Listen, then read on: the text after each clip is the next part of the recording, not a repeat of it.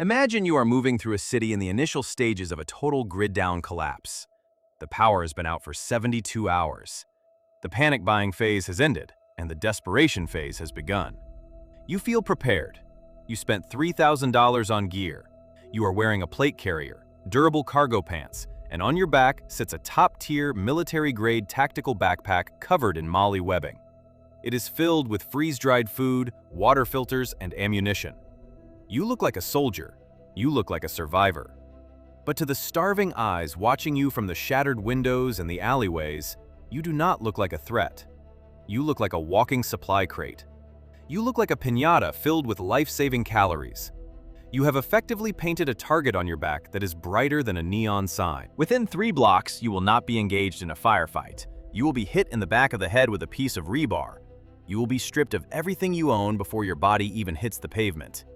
The gear that was supposed to save you just killed you. Before we dissect the psychology of visual targeting, leave a mark in the digital dust to prove you were here before the lights went out. Strike the like button to signal your survival instinct, and subscribe if you are ready to abandon the fantasies that will get you killed. The survival industry has sold you a lethal lie. It is a multi-billion-dollar machine built on the monetization of male power fantasies. Companies like 511, Blackhawk, and Maxpedition market their products based on durability, modularity, and combat readiness. They use words like military spec and tactical to trigger a dopamine response in your brain that associates purchasing power with safety. The marketing suggests that if you dress like a special forces operator, you will possess their capability.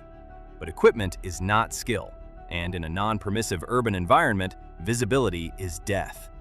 When you strap on a bag covered in PALS webbing, distinct camouflage patterns, and moral patches, you are broadcasting a very specific message to the predatory elements of society.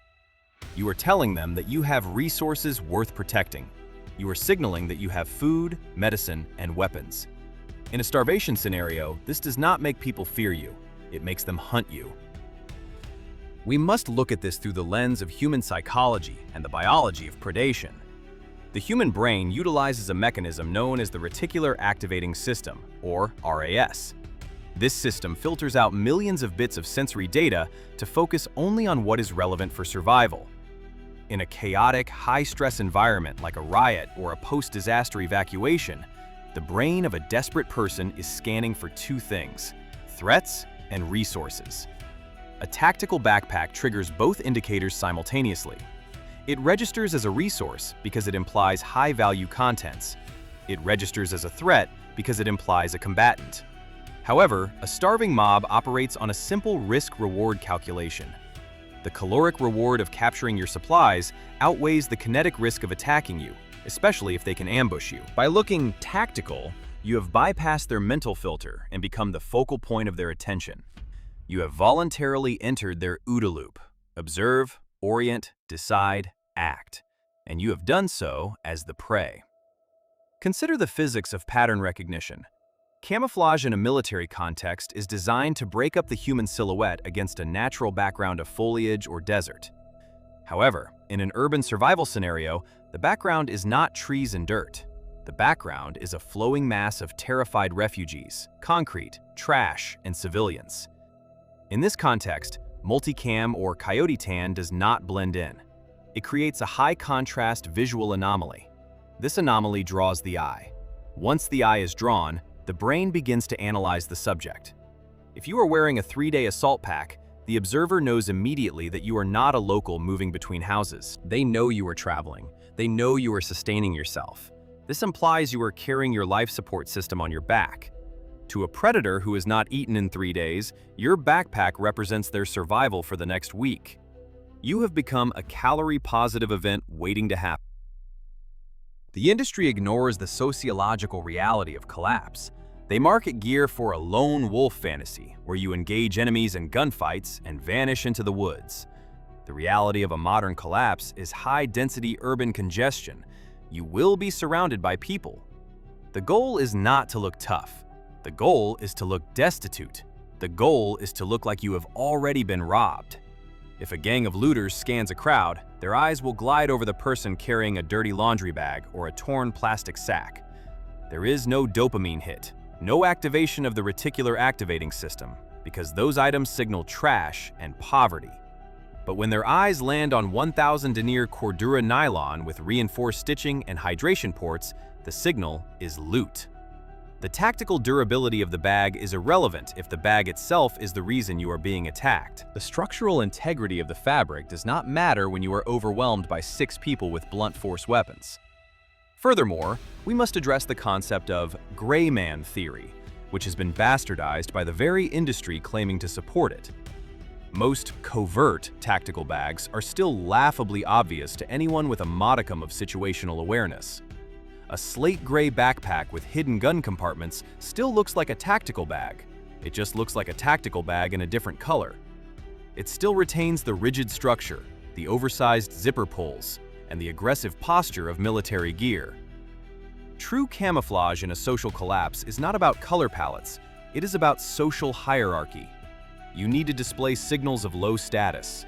You need to mimic the aesthetic of the bottom 10% of the socioeconomic ladder. The predator does not hunt the bottom 10% because the energy expenditure required to attack them yields a negative return on investment. There's nothing to steal. By wearing tactical gear, you are signaling high status and high resource availability. You are signaling a positive return on investment. This brings us to the necessity of aggressive mediocrity. You must discard the ego that demands you look capable. You must embrace the aesthetic of failure. The item you carry must not only look cheap, it must look biologically repulsive or structurally unsound. We are looking for a vessel that suggests contamination, poverty, or emptiness. The physics of the situation demands that we lower our visual cross-section to near zero. We are not trying to hide the backpack, we are hiding the value of the backpack. This is a crucial distinction. You cannot walk down the street empty-handed if you are bugging out. You need supplies. Therefore, the container itself must act as a psychological shield. It must project a force field of worthlessness that repels attention before a threat assessment is even made. This psychological shield relies on exploiting the cognitive shortcuts of the human brain. When a predator scans a crowd, the brain utilizes heuristics, which are mental rules of thumb that allow for rapid decision-making with limited information. The tactical industry tries to bypass this with low-vis or covert gear, but they fail because they do not understand the physics of fabric. A covert tactical bag is still made of heavy, rigid 500 denier nylon.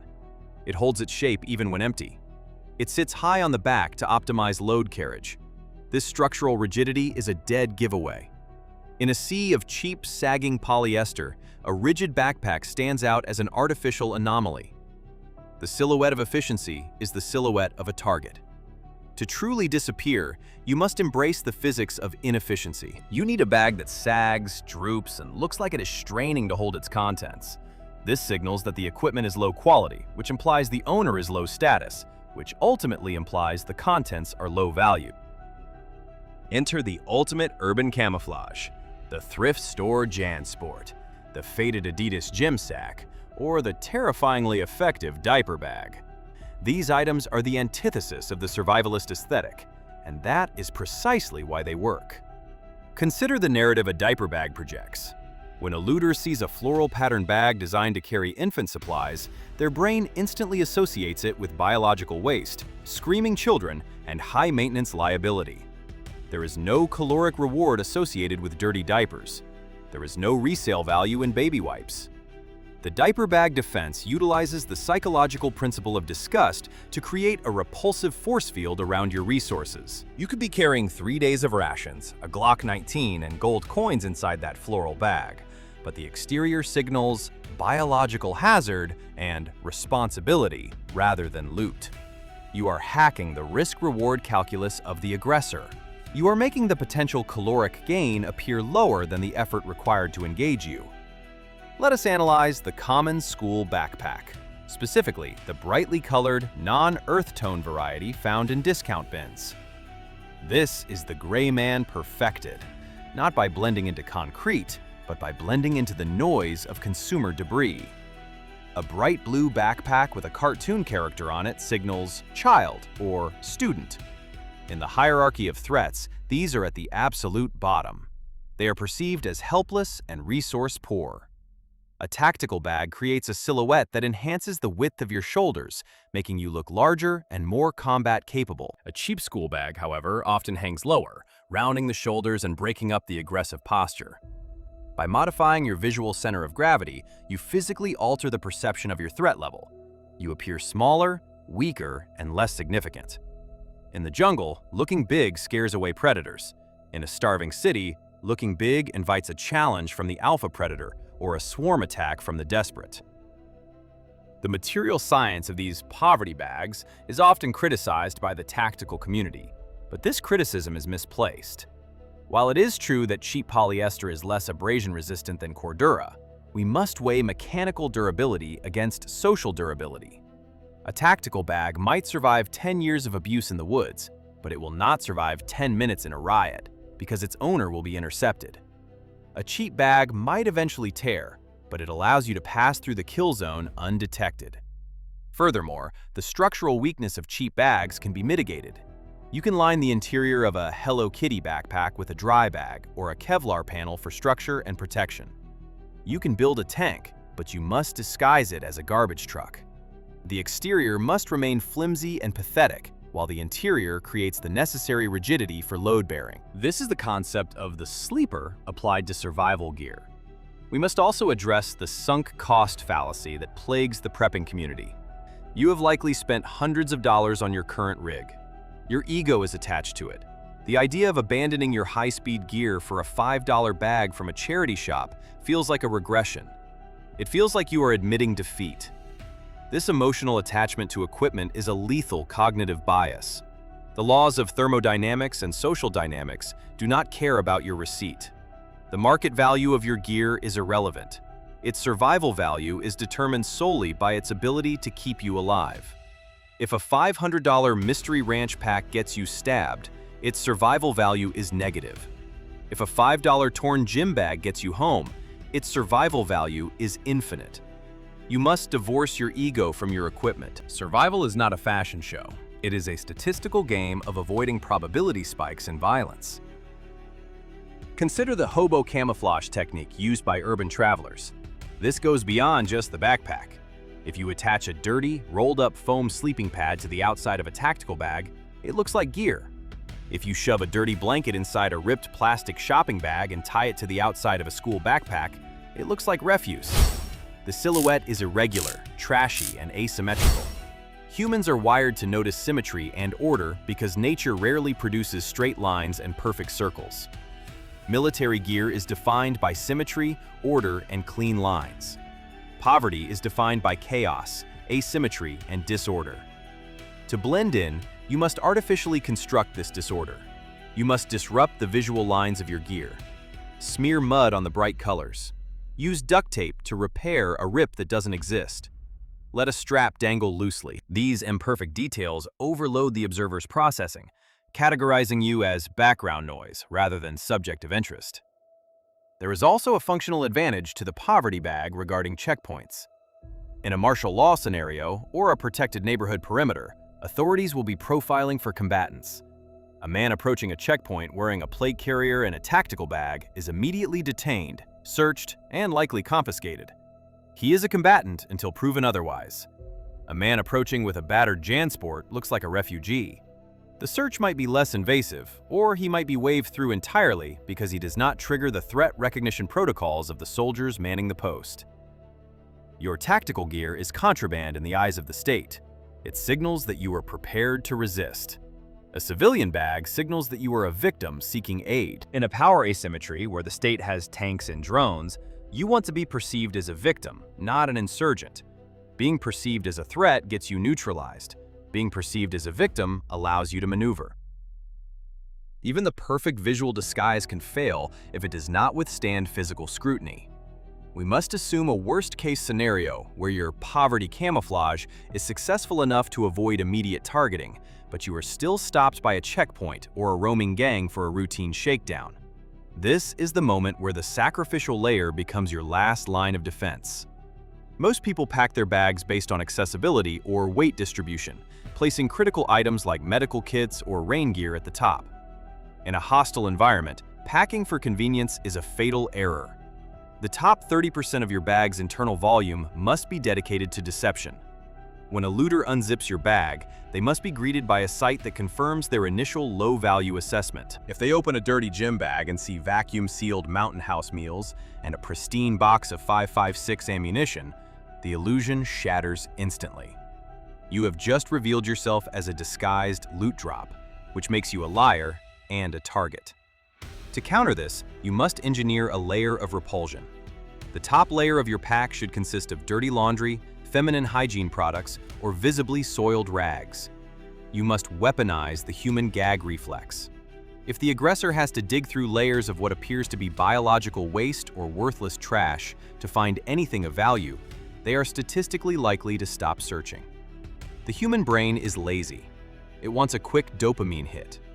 If the initial visual input inside the bag signals garbage, the brain signals the body to disengage to avoid contamination. This is known as security through obscurity applied to the physical realm. Your actual supplies, the food, the ammo, the silver, must be buried at the bottom, potentially wrapped in misleading packaging. Put your ammunition in a dirty sock. Put your freeze-dried food inside a cereal box that has been crushed and taped shut. You are not just hiding the item, you are camouflaging its geometry and its label. We must also address the acoustic signature of your survival. Tactical gear is notoriously loud. Velcro tears with a distinct, high-pitched rip that can be heard from 50 meters away in a quiet urban canyon. Metal zipper pulls jingle like wind chimes with every step you take. Cordura fabric creates a swishing friction sound. In a grid-down city, silence is not just golden. Silence is invisibility. A standard tactical backpack is an acoustic beacon broadcasting your location to anyone listening in the darkness. The poverty bag often has an advantage here, as worn-out cotton and soft polyester are naturally quieter than rigid nylon. However, you must still enforce strict noise discipline. Metal zipper tabs must be cut off and replaced with paracord or shoelaces. Plastic buckles should be wrapped in tape to dampen the sound of impact if they strike a wall. Furthermore, water sloshing in a hard plastic canteen is a dead giveaway. It is the sound of hydration, which is the sound of life.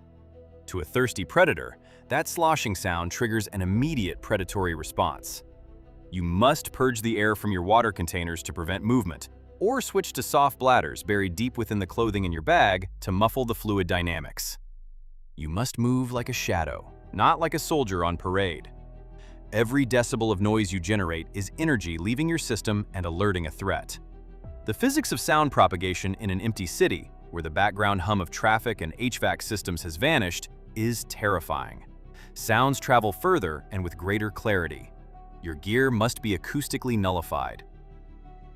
Beyond the bag itself, we must discuss the biomechanics of the gray man. The way you walk changes when you wear a tactical backpack. The suspension systems in high-end bags are designed to transfer weight to your hips, allowing you to stand upright and move efficiently.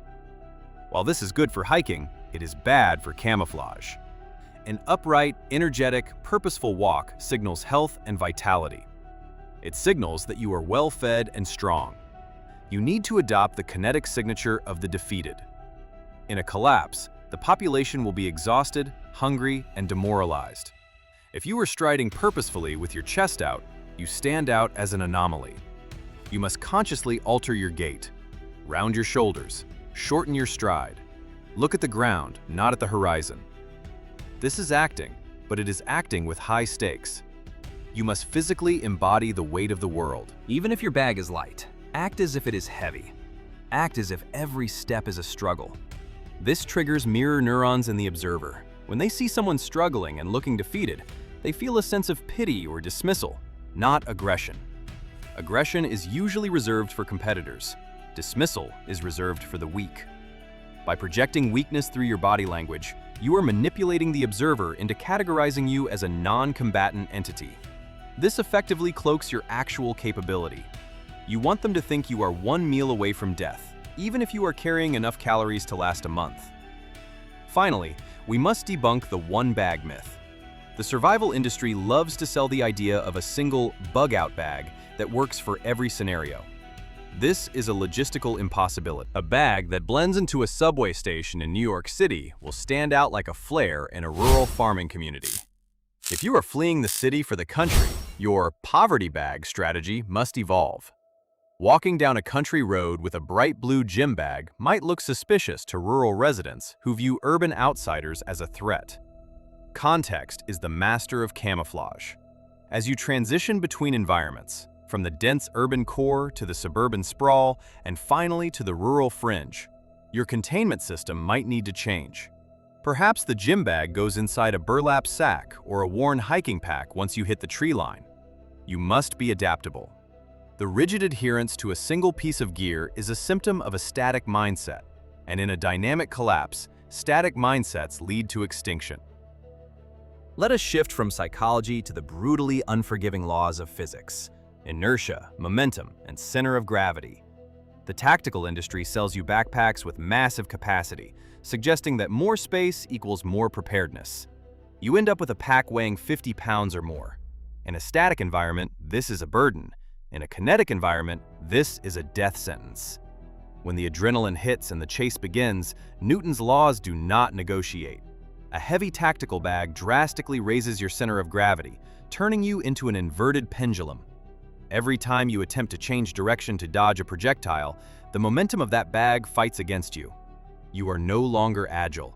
You are a cargo ship trying to turn like a jet ski. Furthermore, the straps restrict your chest cavity. Under extreme cardiovascular stress, you need maximum oxygen intake. But the load compresses your ribcage, leading to hypoxia and muscle failure. The tactical backpack has physically compromised your biological engine.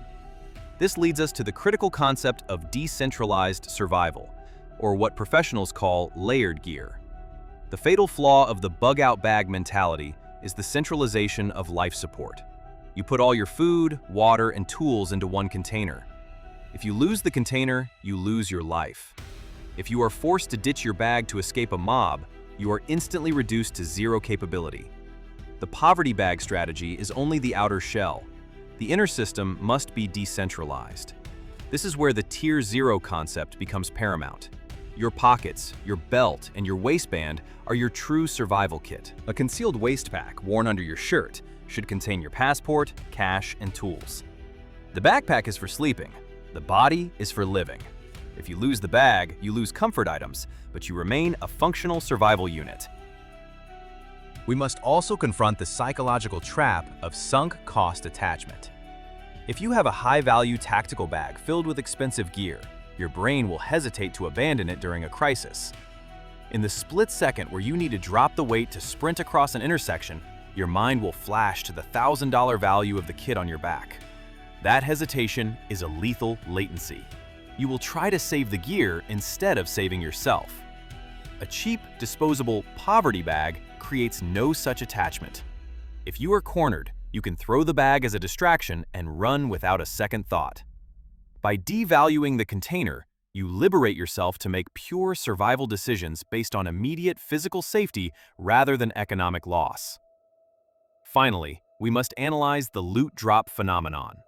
In a collapse, if you are wearing a high-end mystery ranch pack, an aggressor sees a payday. They are not just fighting you, they are fighting for the prize on your back.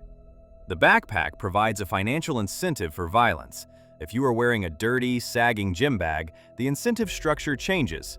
By removing the prize, you reduce the motivation for a premeditated ambush. Additionally, the poverty bag acts as a Trojan horse, allowing for social engineering. You can feign injury or approach a group without triggering their defense mechanisms. Tactical gear isolates you as a combatant. Poverty gear camouflages you as a victim. In a true long-term survival scenario, looking like a regular, suffering human being allows you to infiltrate the social network of the collapse, gathering intelligence that a soldier would never hear. We have reached the terminal velocity of our analysis, and the conclusion is as stark as it is unavoidable. The tactical backpack is not merely a poor choice of equipment, it is a physical manifestation of a dangerous psychological flaw. It is the need to be recognized as competent. It is the desire to signal status and preparedness to a world that no longer cares about your status, only your calories. The survival industry has weaponized your ego against your own life expectancy. They have sold you the fantasy that you can buy your way into being the hero of the story. But in the violent thermodynamics of a social collapse, there are no heroes. There are only survivors and casualties. The hero stands out, fights the horde, and dies. The survivor blends in, avoids the horde, and lives. By wearing tactical gear, you are playing the hero in a game where the only winning move is to be invisible. You must understand that the city after a collapse is an ecosystem reverting to its primal state. In nature, there are two ways to avoid predation. You either become the apex predator, or you become part of the background noise. Unless you have the logistical support of a platoon-sized element, you are not the apex predator. You are prey. Your only biological imperative is to lower your signal-to-noise ratio to 0. The tactical backpack is a high-amplitude signal in a low-noise environment. It screams for attention. The poverty bag, the dirty laundry sack, the diaper bag, these are background noise. They are the static that the predator's brain tunes out. To survive, you must stop trying to look like a warrior and start trying to look like a ghost. You must become a non-entity, a piece of drift moving with the current of the desperate masses, indistinguishable from the debris around you. This requires a fundamental destruction of your vanity.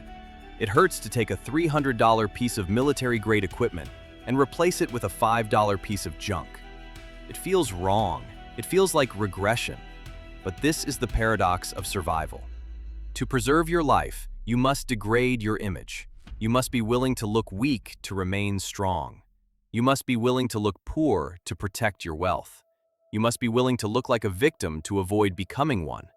The tactical backpack is a monument to the old world, a world of rules and order where equipment signaled authority. That world is gone. In the new world of entropy and chaos, equipment signals opportunity for the violent. Look at your current bug-out bag. Look at the MOLLE webbing, the Velcro patches, and the rigid nylon. Ask yourself a brutal question. Is this bag designed to carry my supplies, or is it designed to carry my identity? If you are honest with yourself, you will realize that the bag is a costume. It is a costume you wear to feel safe. But safety is not a feeling. Safety is a calculation of probabilities. Every strap, every buckle, and every patch on that bag increases the probability of an interception. You are trading statistical safety for emotional comfort. That is a trade that ends in a shallow grave. The time for role-playing is over. Take the expensive gear, the plate carriers, and the assault packs, and put them in a dark closet. They are for a war that isn't happening. For the war of survival that is coming, go to the thrift store.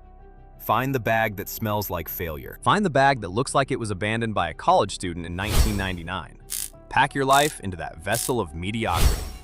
When the lights go out and the streets fill with hungry eyes, you will not be the gray man. You will be the invisible man.